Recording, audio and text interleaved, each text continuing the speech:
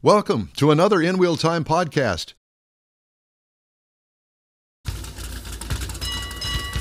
It is the award-winning InWheelTime Car Talk Show. Just ahead, our story of the week, Ford's gajillion-dollar gamble. All right. We'll also have the recalls this week and our Guess the Sold Car price game. Plus, Jeff will have the cruise in and events calendars, and I'll bring you the stories making automotive news headlines this week. Howdy. Along with Mike out of This World Mars, we always need more Jeff Zekin. I'm Don Armstrong. So glad you could join us. David Ainsley, our chief engineer. He's not sleeping in. He's like he is an old man, and he doesn't sleep in any longer than we do, which is hardly at all. So anyway, thanks for joining us today. And we start off with our story of the week.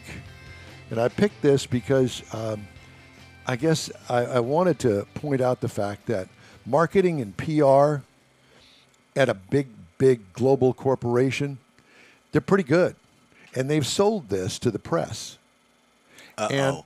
And, well, they've sold this story to the press. And this story is from the CEO of Ford, Jim Farley. Okay. Ford Motor Company CEO Jim Farley contends that the automaker has found a better way of making a car. More than a century after founder Henry Ford pioneered the moving assembly line. The concept behind the Ford Universal EV production system isn't new. It's essentially the unboxed manufacturing process, Tesla touted in 2023. But still, Elon Musk's electric vehicle maker has yet to turn the idea into reality, giving Farley an opportunity to put Ford into the thick of the race against China for cheaper products and more efficient manufacturing. And you'll figure this out in a minute. This is a story that this particular word version I pulled from autonews.com, but a lot of the car people have the story. New process, which Ford likens to an assembly tree, eschews traditional linear vehicle production in favor of 3 sub-assemblies utilizing large aluminum castings and a structural battery that get joined together later. The upshot? Fewer parts, more ergonomically friendly workstations, and faster build times. And let me interject something here. I watch them build. Are you listening to this, Mars, or were you fooling around? I'm listening. Fooling around over there. I'm waiting for the punchline. Well, were you on that tour that Ford took us on at the Ford? I don't know whether it was Michigan Assembly, one of the plants at Ford in Dearborn, around Dearborn, where we got to see the Ford Focus put together on the assembly line. No. Okay. Well, this isn't much different because you've got a unibody, the Ford Focus, right, which they don't build anymore, okay? And it comes down the assembly line from paint, and it comes down from up above and joins the engine, which is down below, with a couple of guys installing the engine from underneath, along with the already attached exhaust pipe and muffler, which is an odd-looking thing because here you got the engine, and here's this long exhaust pipe and the muffler at the end of it. They call it marrying it together. Right. And so here comes the car, and all of that just kind of marries underneath the car. 2 guys, and within 30 seconds, they have that whole assembly bolted in. 2 guys, okay? Okay. This isn't much different from that, except they are building this particular unit as an electric, so you've got 3 separate parts of the car, okay? Wall Street was generally unmoved by the August 11th announcement, which included news that the first product on the platform would be a $30,000 mid-size electric pickup built in Louisville, Kentucky, that Farley said would be faster than a Mustang and more spacious than a Toyota RAV4. Ford stock closed that day roughly flat, although analysts were generally upbeat about the company's plans to lower costs. $6 billion. They're going to redo this factory to change the way that they put the car together. I'm sorry. Now, this is EV cars. Well, they're starting with this one. This is the test. No, I understand. The pilot. Yeah. Because of being an EV, it's just the battery, and if it's a hybrid, then you've got a hybrid motor. Ford said its system will require 20% fewer total parts versus a typical vehicle, with 40% fewer workstations and 15% faster assembly time. In other words, they're going to put all this stuff together in chunks. Mm-hmm. Well, don't they do that now? Pretty much. One of the key enablers of Ford's new production system, large aluminum pieces called unicastings that replace smaller vehicle components. Also not new. Officials say the system also eliminates 22 pounds worth of wiring harnesses, requires half as many cooling hoses, and ends the need for unwieldy pop clamps. The platform reduces the number of fasteners needed by a quarter, Ford said. Ford is spending $2 billion to transform the Louisville assembly plant for the new platform. $2 billion just on that. One plant, yeah, just for that. But you got to design the car. You got to design all the parts that go into it. You got to build the parts first, and before you put them all together. So, and Wall Street wasn't excited over this. Flat. No, neither am I. And my word is, I love Fords. I love the Ford Motor Company. I do. Fix the recall issue first. You know, I've been thinking about that recall issue. My opinion on that, say you want to buy a car, Mike. You want to buy a Ford. You're going to buy a Ford pickup F-150, just base model. Okay. Well, in order for you to buy that car, you have to be helping build that car. You get on that line, and if they're putting in the gas tank, then you help put in the gas tank. If they're putting in the engine, you got to be part of putting in the engine. Oh, dear God. Why would I do that? Well, you could eliminate some of the recalls. Now you're responsible for what you plugged in there. We're not responsible for it. Think of that. No, what I'm thinking of, I'm going to pay them $60,000 to let me help build a truck. Well, maybe you get it for $40,000. Oh, okay. Well, that makes, discount. That makes no difference at all. My question, You're going to let him put that together? It's his car. It's his car. We can't even get the audio on the air. What are you talking about? No, if he wants to buy the car, then he has to help build the car. $60 billion. $6 billion. Excuse me. How many cars do you have to sell to recoup $6 billion? At $30,000 a piece. It's in the big pile. So it's not only that, but you've got the Mustang sales over there. You got no. That all gets in one pot. This $6 billion is for specific, but where are they going to get the money from? Other here's the other thing. Like I said at the beginning of the story, marketing and PR. That's what this is. Yeah. Because it doesn't make any sense. Don't they kind of almost rebuild a factory when they're going to build something new or different at that factory? Yeah, it's the model change, the model turn. Well, not only that, but the way that they're doing things today, they'll say, okay, we're going to start building our Ford F-150 truck over at this plant because right now we're building the Ford Edge over here. It's not selling as many. So we're going to increase the capacity of the F-150. They're going to take that plant over there and turn it into something different. They're constantly shuffling stuff around, and each time they do that, costs them billions of dollars. And do you think maybe that's where some of the recalls come in because they don't get all that final process done and they go ahead? I think that the recall problem is much deeper than that. I think that they're asking their suppliers that build the alternator or the rings and the pistons, whatever or widget, whatever it is that they assemble. I think that they're asking them to build it as efficiently as they can, and you sell it to me as cheap as you can. Low bidder.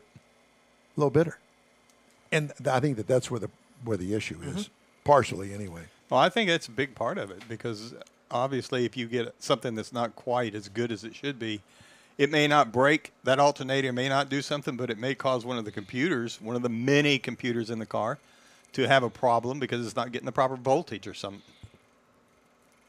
Yep. It goes upstream. All right.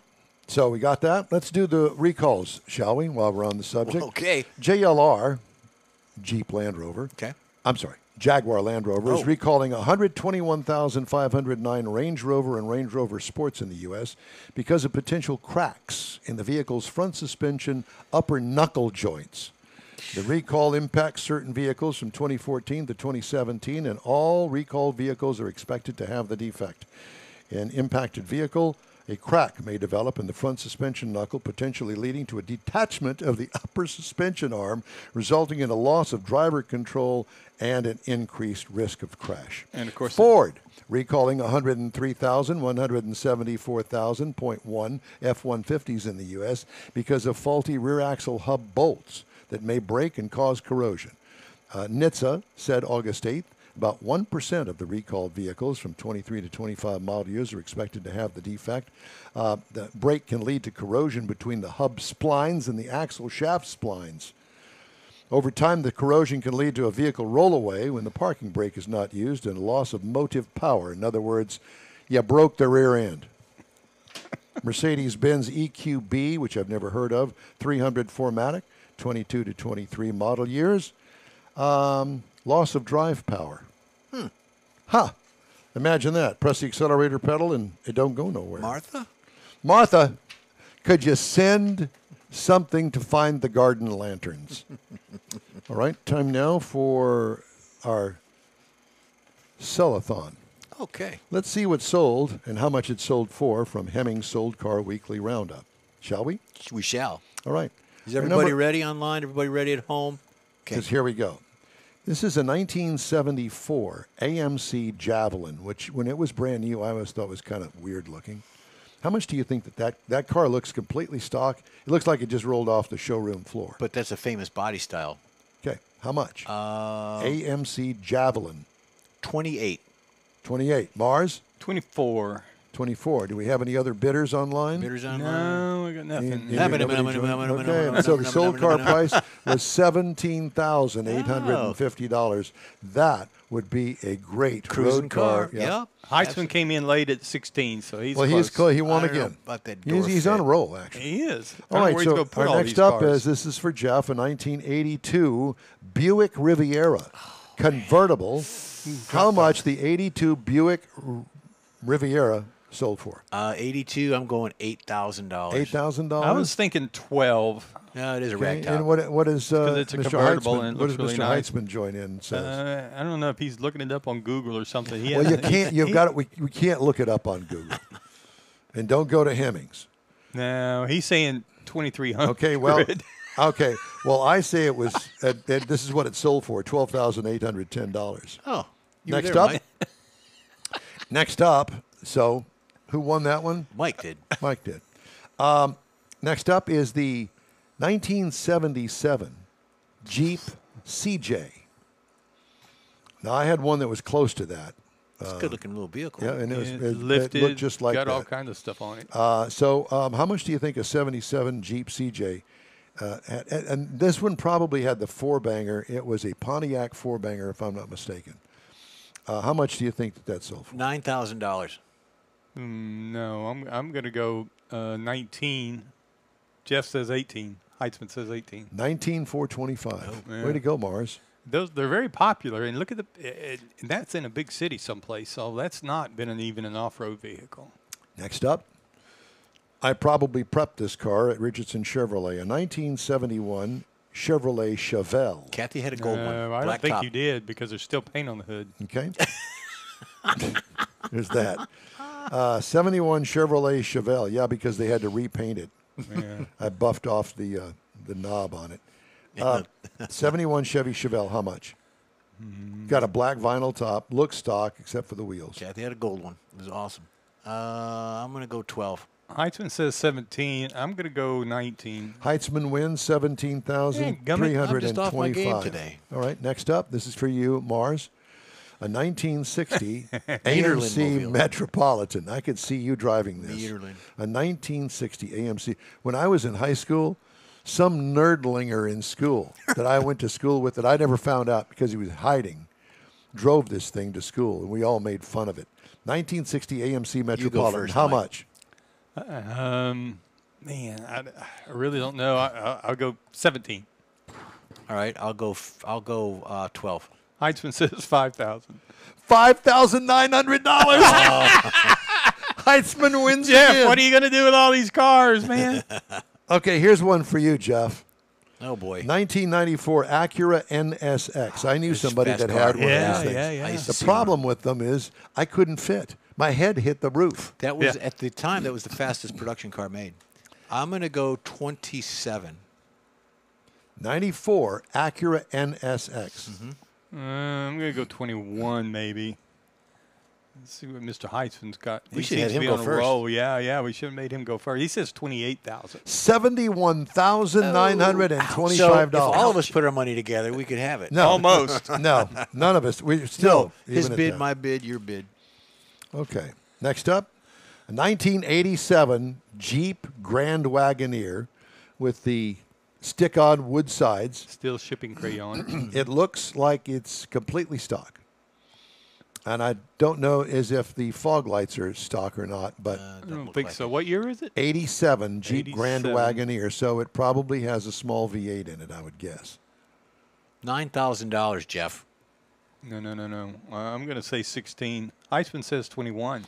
Well, Heitzman was closer, but still, it went for $30,450. Man.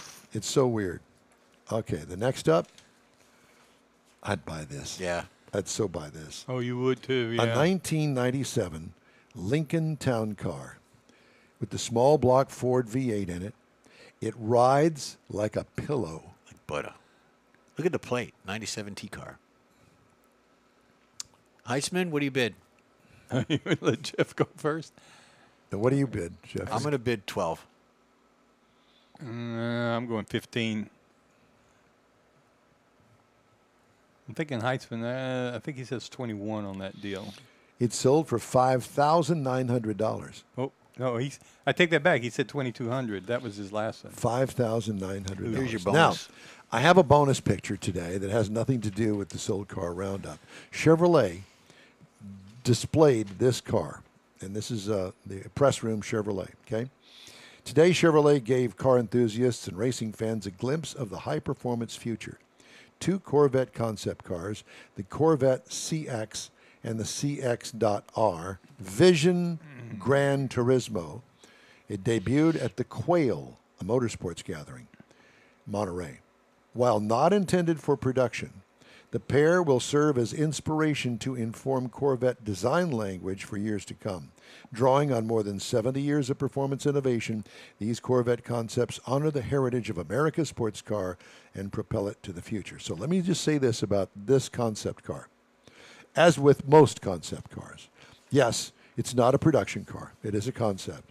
However, generally speaking, what happens at a big manufacturing company like Chevrolet, they will take elements of this and put it into the C9 Corvette that we don't know anything about yet. But it clearly is a mid-engine, right? Because of the forward cockpit on it. And it probably has a battery underneath it. If it's not a full battery. Yeah. But that is stunningly beautiful. It is. It's gorgeous. My God. And I hear they're coming into the media pool for you guys. No, don't we wish? Yeah, But, you know, let me just say this to Chevrolet. Could you please put something like this, bring it to the Houston Auto Show, and just stick it out there? Yeah. Just, if you're not going to sell anything there, you might as well have something that looks cool. Right. How'd you like to be the guy that goes to work and touches that every day, makes that, designs it? That would be incredible. Yeah. Well, there's that. But why would they not build something that stunning? Well, somebody asked me that the other day. Prohibitive, maybe? Well, absolutely. And not only that, I don't know as if you could get it licensed. And how would you get it over curbs? I mean, there are a lot of different things highway involved transportation, but safety board, all that. Lamborghinis and Ferraris and all kinds of Well, Bugattis. okay, so then you're talking about a supercar. Well, that's what I would put that Yeah. in that category. And so that would price every Corvette owner that ever had an aspiration of buying a Corvette. That's the one attractive thing about the Corvette that you cannot deny. It has always been affordable to some people. Right. I bought one in '76 for a '77 model, and the sticker on it was $11,000, and I paid sticker price for it. Clearly, it's not that anymore, but No. still. All right. Hey, be sure and join us for our live show. It airs Saturdays, 10 to noon on Facebook, YouTube, and InWheelTime.com. Thanks for joining us today. We're going to take a quick break, and we'll be back with the Cruise In events calendars and some more headlines. So stay with us. The Tex-Mex dining experience is defined by Lupi Tortilla, your destination for Texas's best beef fajitas and frozen margaritas. Since 1983, Lupi Tortilla has served authentic and time-tested recipes made with the freshest ingredients. Atmosphere is part of the award-winning experience at Lupi Tortilla, all developed in a little house near Highway 6 and I-10 in West Houston. Visit any of the Lupi Tortillas and you'll see the same attention to detail in each and every location. Start your Lupi experience with queso flameado and guacamole, along with a classic frozen margarita. Dine on famous Lupi beef and chicken fajitas, or pepper shrimp brochette, or a fish or vegetarian entree, and finish with a scrumptious flan for dessert. Find Lupi Tortilla in Houston, College Station, Beaumont, Austin, San Antonio, and Dallas-Fort Worth. There's a Texas location near you. The recipes are authentic and time-tested. The ingredients always fresh. Lupi Tortilla, he's pretty good. Apple or Android, InWheelTime podcast can be found everywhere, on the stream and through downloads. Whether you're on the road or at home and jonesing for a different kind of car talk show, give InWheelTime a try. Honest new car reviews, fun, informative interviews with real car people, weekly automotive news, features like Jeff's Car Culture and Mike's Driving Destinations, all on InWheelTime. Check us out on SiriusXM Podcasts, iHeartRadio, or while you're shopping on Amazon through Amazon Music. InWheelTime.com has a list, and we know you love lists. All right, it's the award-winning InWheelTime Car Talk Show. Thank you very much for joining us today. We appreciate it. Time now for Jeff's Cruise-In and Events calendars. You betcha. You know what's going on today up in Detroit? The Woodward Dream is Cruise that is this going weekend? on as we speak. Man. So if you're up there, have fun. I've been to a couple Wave. years and I years can't believe ago. that when they you go by. don't they have that televised somewhere? No. Not that I know of, but It's like miles long. it's cities long. It's Yeah, not miles so long it'd because be tough different to cities. tell Woodward about. is Woodward. Woodward was the first concrete road in America laid down, and it's on Woodward, but it's also like in Ferndale. It's in North Detroit. The different pockets of the cities have it. So that's going on right now. It's In Wheel Time brings you today's live television coverage from the Woodward Street Dream Cruise. Dream Cruise, yeah. So But it's up there's there. no way you can cover all of it. You'd No, have to just pick sit there with a spot. camera, and us three clowns would sit out there and talk about each car that came by. Well- look at that PO. Nobody wants to buy that. Why is that in there? We could say derogatory things. It's a lot of That's fun. There's a true. lot of Just sponsorship. like we were Detroiters. General Motors, Ford, Dodge, they all have their pockets of what they do for sponsorship. They've got, like you go to Drag Strip, they've got the indoor places that you can go and sit down and eat. Well, they've got all that too. So it's a major event up there. Congratulations, Detroit, on having that. I've been to a few. But it's not just today's event. Last week, you'd be riding around Detroit, and you'd see that 68 Camaro with a son and a dad in it tootling down the Michigan Avenue or something like that. Yep. So you see those cars all the time in Detroit, but because we are not there, it's just blasé to them. They see that Torino or that Nova all the time driving down the road. For us, it's exciting. For them, it's normal. well, So, I good think for it's them. excited for every car guy Yep. across the United States Yep. that Oh, isn't yeah. there at Woodward. That's- Yep. That's But for our neck of the legendary. woods, our neck of the woods next Saturday, you got the Mustang Owners Club in Austin going on. It's the 44th annual. So if you got time, go on up there. It's in Georgetown, Texas. You've got the August Coffee and Cars in Magnolia, which is not far from here. Beautiful drive up there in Magnolia. That's on the 23rd. It goes from 9 to noon. Cars, coffee, all that stuff. And of course, they've got charity events going on as well.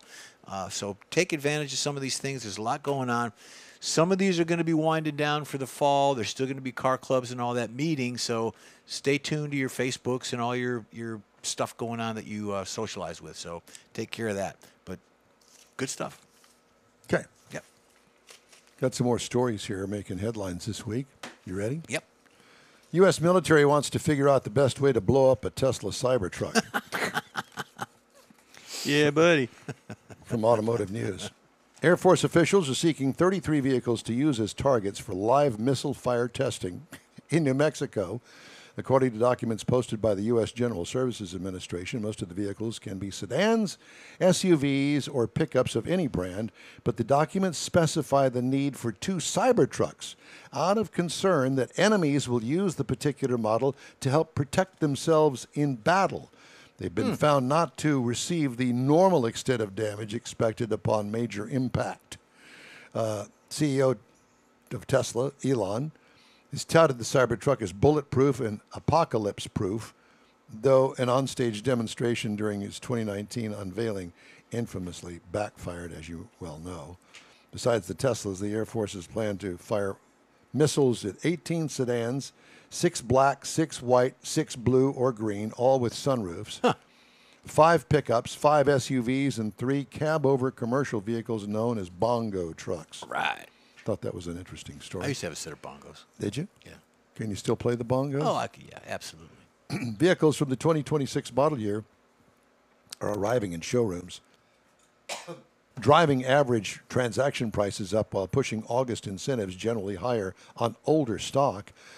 Many automakers continue to offer generous finance terms as low as 0% to draw eligible buyers facing higher borrowing costs and interest rates, according to the latest incentives from S&P Global Mobility.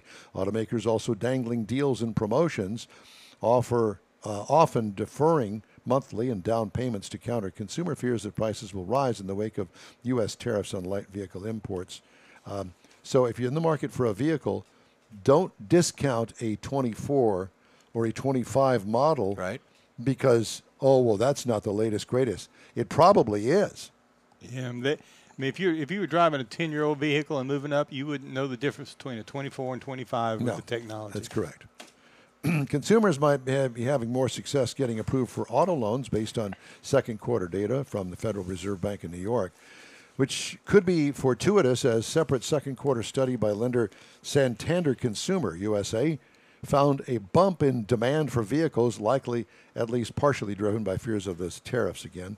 Last year had been the worst on record for consumers seeking auto loans, according to full year 2024 data from the New York Fed, which polls Americans quarterly.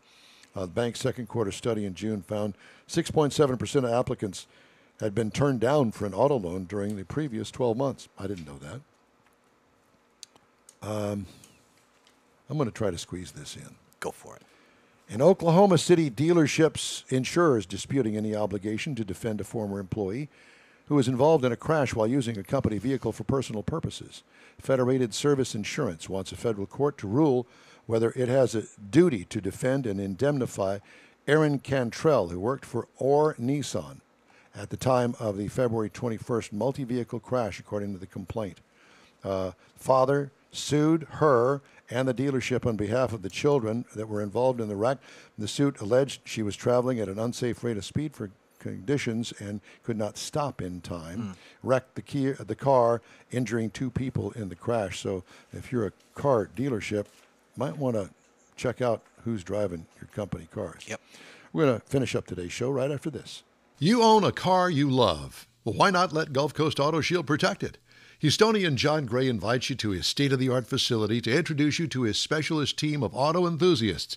We promise you'll be impressed. Whether you're looking to massage your original paint to a like-new appearance, apply a ceramic coating, install a paint protection film, nano-ceramic window tint, or new windshield protection called ExoShield, Gulf Coast Auto Shield is where Houston's car people go. Curbed your wheels? Instead of buying new, why not have them repaired? How about a professionally installed radar detector? Gulf Coast Auto Shield does that too.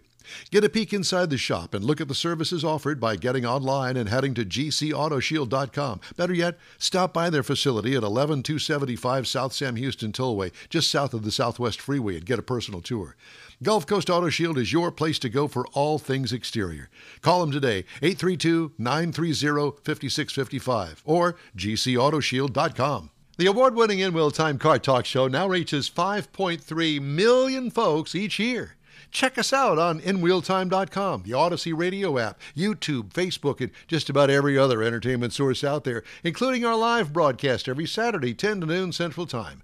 The InWheelTime Car Talk Show has informative automotive guest interviews, new car reviews, along with popular features including Jeff's Car Culture, the latest new cars, cruise-ins, and racing dates. It's InWheelTime.com. Join us. Well, that's all for this week's InWheelTime Car Talk Show. Be sure and check us out online at InWheelTime.com.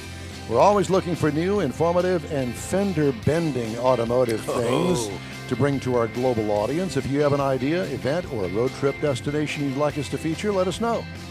Our email address is info@InWheelTime.com. While I'm at it, thanks to George Skelton and to our good friend Jeff Heitzman for joining our show every weekend. Hey, did you know we have a plethora of podcasts to choose from? When you're looking for award-winning car talk, you can find the InWheelTime Car Talk Show 24/7 on the InWheelTime app.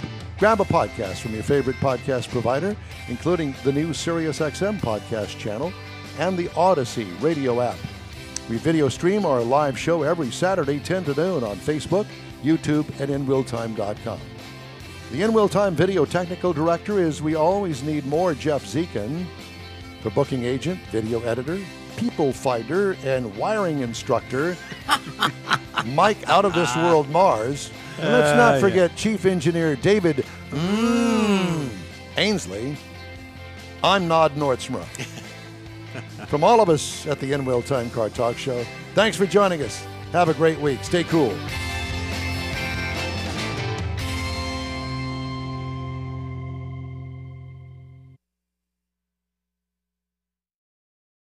That's it for this podcast episode of the InWheelTime Car Show. I'm Don Armstrong, inviting you to join us for our live show every Saturday morning on Facebook, YouTube, Twitch, and our InWheelTime.com website. Podcasts are available on Apple Podcasts, Spotify, Stitcher, iHeart Podcast, Podcast Addict, TuneIn, Pandora, and Amazon Music. Keep listening, and we'll see you soon.